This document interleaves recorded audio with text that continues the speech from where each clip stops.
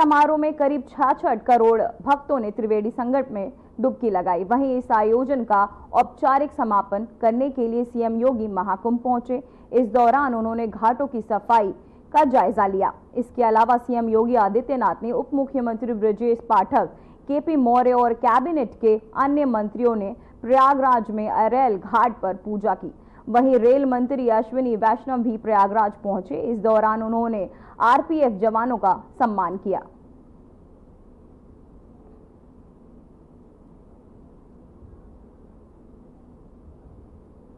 वहीं आपको बताते चले, सीएम ने अरैल घाट पर की पूजा अर्चना। महाकुंभ मेले का समापन, जहां समापन पर सीएम योगी ने की शिरकत। साथ ही सीएम ने अरैल घाट पर की पूजा अर्चना। महाकुंभ मेले का समापन, जिसके बाद सीएम योगी समापन पर सीएम योगी ने की शिरकत। तो वहीं कांग्रेस के कद्दावर नेता और तिरुवनंतपुरम से सांसद शशि थरूर ने के बयान से केरल कांग्रेस में मतभेद चल रहे हैं। इन्हीं सब के बीच कल दिल्ली में होने वाली हाईकमान की बैठक में केरल के नेताओं के साथ सांसद शशि थरूर शामिल होंगे। बता दें कि कल होने वाली बैठक में राज्य इकाई में बढ़ती नाराजगी और अगले साल होने वाले विधानसभा चुनावों पर भी चर्चा हो सकती है। तो वहीं राजनीतिक गलियारों में उनके "मेरे पास और भी विकल्प है" वाले बयान पर चल रही चर्चाओं के बीच थरूर ने कहा कि मैं शुक्रवार को पार्टी की बैठक में जाऊंगा, देखते हैं क्या होता है। वहीं आपको बता दें कि अब ये बैठक के बाद पता चल सकता है कि थरूर पार्टी के साथ बने रहेंगे या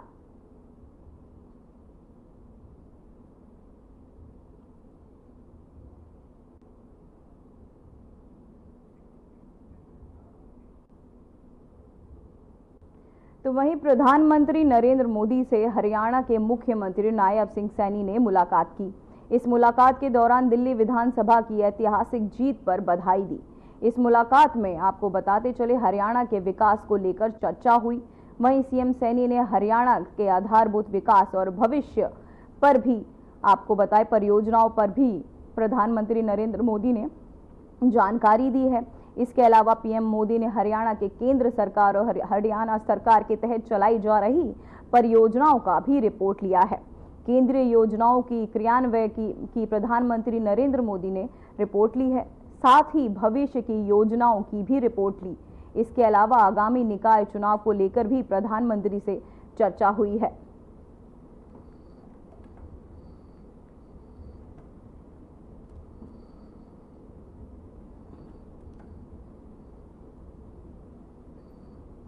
तो वहीं आपको बताते चले कि प्रधानमंत्री ने मुलाकात की हरियाणा के विकास और साथ ही उनके साथ चर्चा की। सीएम सैनी की पीएम मोदी के संग खास मुलाकात हुई। दिल्ली विधानसभा में जीत की उन्होंने बधाई दी।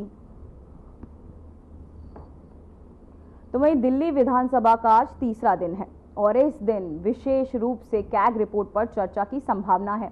विधानसभा में आज शराब घोटाले से संबंधित कैग रिपोर्ट को लेकर बहस हो सकती है। इसके अलावा डिप्टी स्पीकर ने चुनाव के लिए बीजेपी ने मुस्तफाबाद के विधायक मोहन सिंह बिष्ट को उम्मीदवार बनाया है और आज सदन में उनके नाम का प्रस्ताव भी पेश किया जाएगा। बीजेपी सत्र के दौरान निलंबित सभी 14 कैग रिपोर्ट को पेश करने की योजना बनाई थी, जिसमें कुछ महत्वपूर्ण मुद्दों पर चर्चा हो सकती है। वहीं विपक्षी पार्टी आम आदमी पार्टी के 21 विधायक सोमवार तक सदन में कार्यवाही में शामिल नहीं हो सकेंगे। इन विधायकों का निलंबन अभी जारी है, जिसमें वे सत्र में हिस्सा नहीं ले पा रहे हैं। हालांकि एकमात्र विधायक अमानतुल्ला खान, जो अनुपस्थित रहने के कारण निलंबन से बच गए थे, आज विधानसभा में शामिल होंगे या नहीं, ये देखने वाली बात होगी।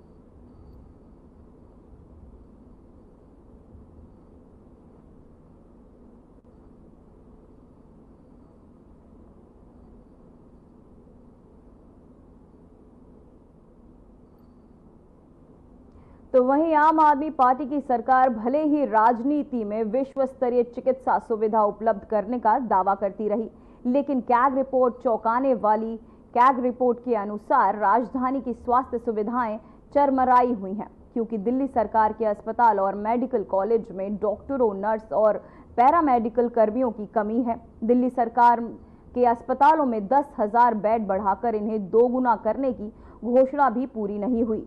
इतना ही नहीं, वर्ष 2016-17 से 2021-22 के दौरान स्वास्थ्य परियोजनाओं के लिए आवंटित बजट 13.29 से 78% तक रह गया। वहीं कैग में ऑडिट में अस्पतालों में दवाओं की खरीद में भी अनियमितता पाई गई। साथ ही आपको बताते चले, मरीजों को घटिया दवाएं देने की बात भी रिपोर्ट में सामने आई है।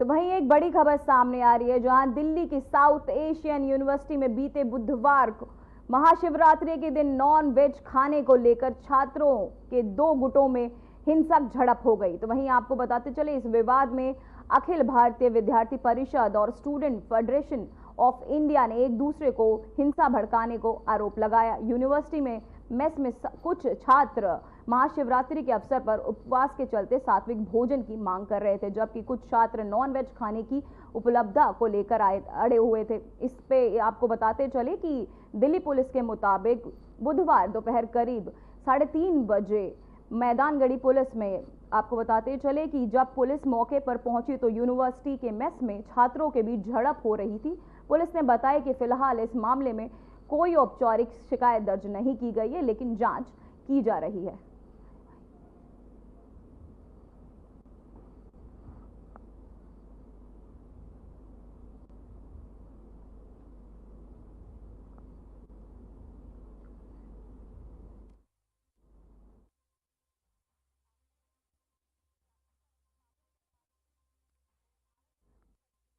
वहीं आपको बताते चले, एबीपीवी में एसएफआई में झड़प का वीडियो सामने आया है, जहां दिल्ली की यूनिवर्सिटी में एक बवाल हुआ। खाने को लेकर बवाल हुआ है। महाशिवरात्रि पर नॉनवेज परोसने पर यह बवाल हुआ। दरअसल कुछ छात्र नॉनवेज खाने को लेकर अड़े हुए थे और शिवरात्रि के दिन कुछ बच्चों ने उपवास रखा, जो नॉनवेज परोसे जाने पर नाराज नजर आए। तो वहीं आपको बताते चले कि एबीपीवी और एसएफआई में झड़प का ये वीडियो जो वायरल हो रहा है तेजी से, और दिल्ली की यूनिवर्सिटी में ये बवाल हुआ, जहां खाने को लेकर बवाल होता नजर आया छात्रों के बीच। साथ ही झड़प का ये वीडियो तेजी से वायरल भी हुआ। दिल्ली की स्वास्थ्य सुविधाएं आपको बताते चले, आप महाशिवरात्रि पर परोसा नॉनवेज, एबीपीवी और एसएफआई में झड़प का वीडियो। तो दिल्ली यूनिवर्सिटी में ये बवाल हुआ छात्रों के बीच, जहां नॉनवेज परोसे जाने पर ये बवाल नजर आया। तो हमारे संवाददाता अजीत परीक्षित इस खबर पर तमाम जानकारी के लिए जुड़ गए हैं। अजीत, हेलो अजीत, क्या है ये पूरा मामला? देखिए, बिल्कुल बताना चाहूंगा, ये पूरा का पूरा मामला महाशिवरात्रि से जुड़ा मामला है और दिल्ली यूनिवर्सिटी का साउथ एशियन यूनिवर्सिटी है। यहाँ पर महाशिवरात्रि के दिन नॉनवेज पकड़ने का जो मामला है वो आया है।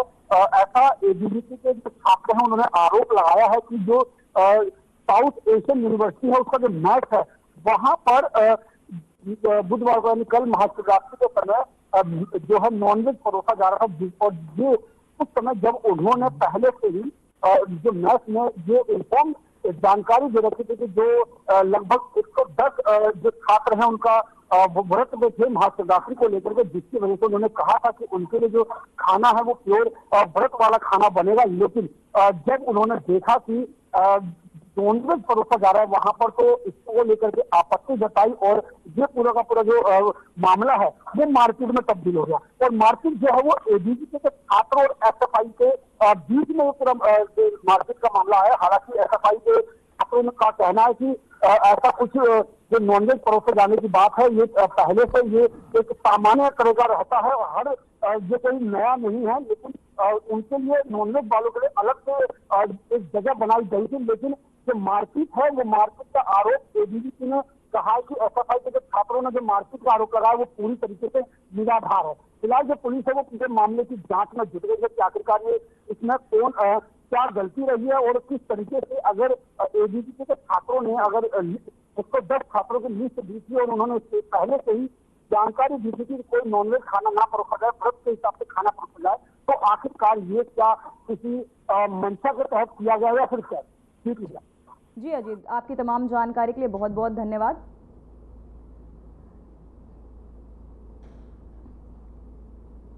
तो वहीं दिल्ली के साकेत स्थित सेलेक्ट सिटी वॉक मॉल में सिनेमा हॉल में बीते बुधवार को आग लग गई, जिसमें मॉल में अफरा तफरी मच गई।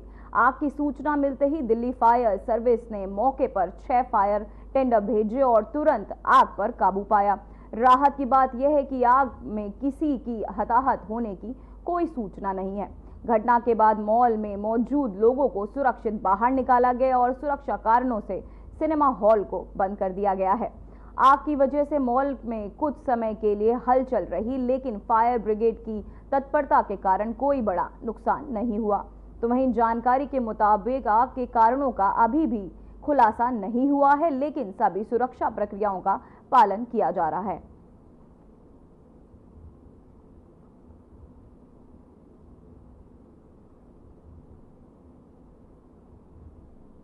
तो वहीं दिल्ली के ख्याला इलाके से खुलेआम भीड़ भाड़ वाली जगह पर कई राउंड फायरिंग का वीडियो सामने आया। तो आपको बताते चले ये मामला 23 फरवरी दोपहर विष्णु गार्डन इलाके का बताया जा रहा है, जहां सीसीटीवी में देखा जा रहा है कि एक गली बहुत सारे लोग खड़े हैं, जहां अचानक से 2 लड़के मुंह पर कपड़ा बांधे आते हैं, जिसमें से एक शख्स लगातार 4 राउंड फायरिंग करता है। इसी बीच बाइक पर बैठे लाल रंग की हाफ जैकेट पहने शख्स फायरिंग करने वाले को रोकता है और मौके से भगा देता है, लेकिन सूत्र बताते हैं कि फायरिंग करने वाला शख्स लाल जैकेट वाले का करीबी है, इसलिए वो फायरिंग वाले को भगा रहा था। खुलेआम इस तरह की फायरिंग करना कानून व्यवस्था पर कई सवाल खड़े करता है।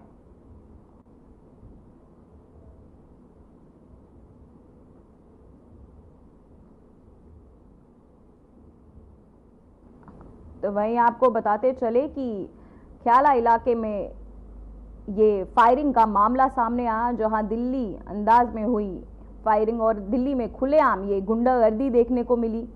जहां आपको बताते चले ये पूरा मामला ख्याला इलाके के कई राउंड फायरिंग हुई, जहां ये दिल्ली का ये पूरा मामला है, जहां फिल्मी अंदाज में ये वारदात हुई। दिल्ली में ये खुलेआम गुंडागर्दी देखने को मिली, जहां एक शख्स फायरिंग करता हुआ नजर आया तो उसके रोकने के लिए दूसरे आदमी ने उसे भगा दिया, जिससे आस पास के लोगों ने कहा कि ये उसका जानकार हो सकता है। दिल्ली में खुलेआम गुंडागर्दी, ख्याल इलाके में कई राउंड फायरिंग, तो फिल्मी अंदाज में ये वारदात सामने आई। अब तक क्या एक्शन हुआ, ये सब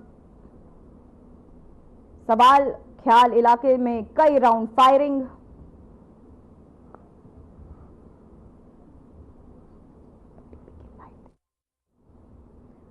तो वहीं दिल्ली के अशोक विहार थाना इलाके में एक व्यक्ति की गोली मारकर हत्या कर दी गई और नोटों में से भरा बैग और स्कूटी लेकर फरार हो गए आरोपी।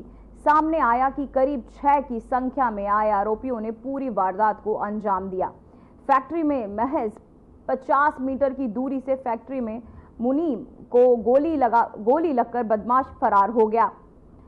वहीं आपको बताते चले, बहरहाल घटना के बाद से इलाके में दहशत का माहौल बना हुआ है। देखना होगा कि पुलिस इन आरोपियों को ढूंढने में कब तक कामयाब हो पाती है। कल रात लगभग 9 बजे दीपचंद बंधु हॉस्पिटल से हमें एक इत्तला आई थी कि एक आदमी जिसको गोली लगी हुई है वो हॉस्पिटल में एडमिट हुआ है। इस पर इंक्वायरी की गई तो ये पता चला कि वजीरपुर इंडस्ट्रियल एरिया में एक फैक्ट्री है, अरिहंत इंडस्ट्रीज, मिस्टर जैन इसके मालिक हैं।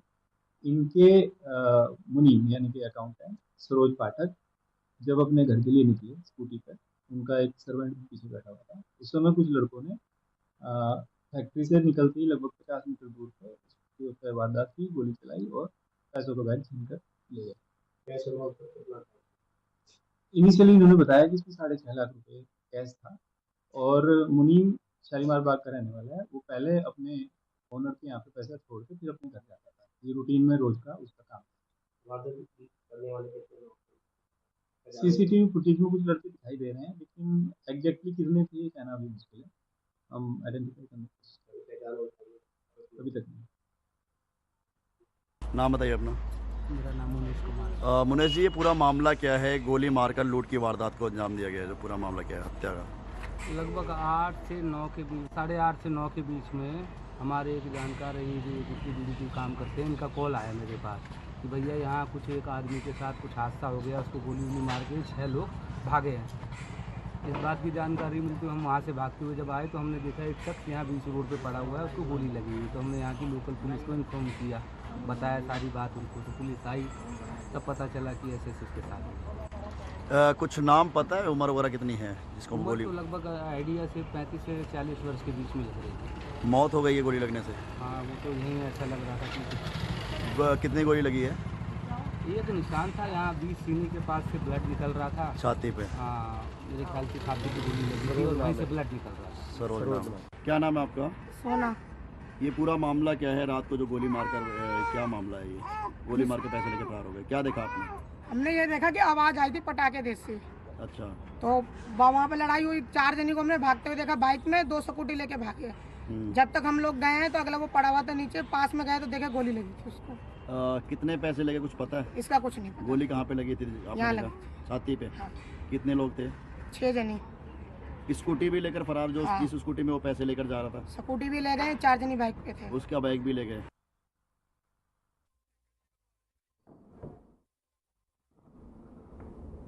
तो वहीं बाहरी उत्तरी दिल्ली की साइबर क्राइम पुलिस की टीम को बड़ी कामयाबी मिली। तो वहीं टीम ने 2 फर्जी वेबसाइट डेवलपर्स को गिरफ्तार किया। इनकी गिरफ्तारी से मोबाइल टावर घोटाले में शामिल गिरोह का भांडाफोड़ हुआ। जालसाज लोगों को पंजीकरण शुल्क के बदले मोबाइल टावर इंस्टॉलेशन के लिए झूठा लालच देते थे। यही नहीं, ये गिरोह एक अच्छी तरह से प्रबंधित वेबसाइट और गूगल पर डेट चलाता था। आरोपी ने फर्जी वेबसाइट से ऑनलाइन विज्ञापनों से उनका प्रचार करके धोखाधड़ी की योजना बनाई। तो वहीं पीड़ितों को शुरुआती पंजीकरण शुल्क देना पड़ता है, जिसके बाद जालसाजों ने सभी तरह के संवाद बंद कर देते हैं। फिलहाल आरोपियों के कब्जे से 2 मोबाइल फोन, 4 लैपटॉप बरामद किया गया है। साथ ही 50 से अधिक वेबसाइट डिजाइन की सामने आया है, जिनका इस्तेमाल लोगों को ठगने में किया गया था। अब तक कई टावर लगाने के लिए भी इन लोगों ने की द्वारा की गई धोखाधड़ी से 6 मामले सामने आए हैं।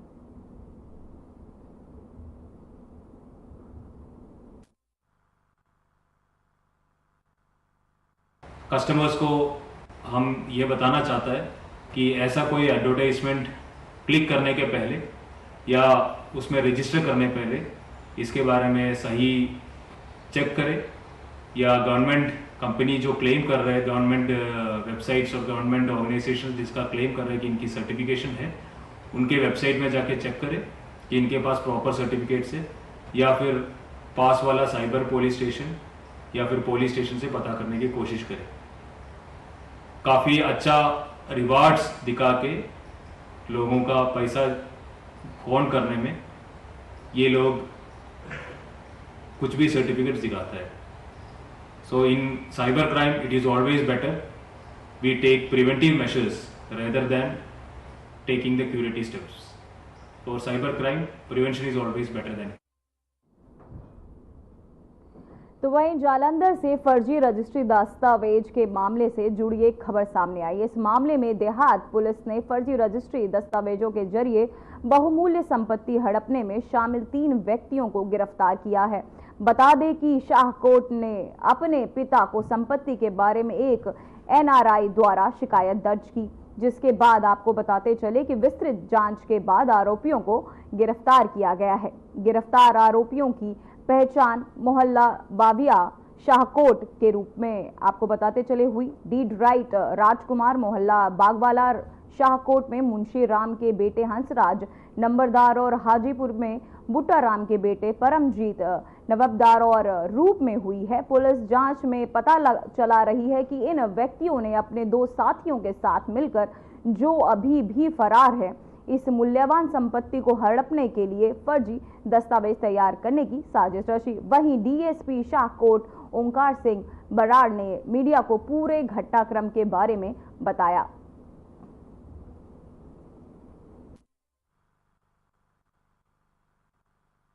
ਦੇ थाना शाहकोट विखे मुकदमा नंबर 30 ਮਿਤੀ 25/2/25 ਜੁਰਮ 420/65/71 ਅਤੇ 82 ਰੈਗੂਲੇਸ਼ਨ ਪ੍ਰਾਪਰਟੀ ਐਕਟ ਦਾ ਦਰਜ ਹੋਇਆ।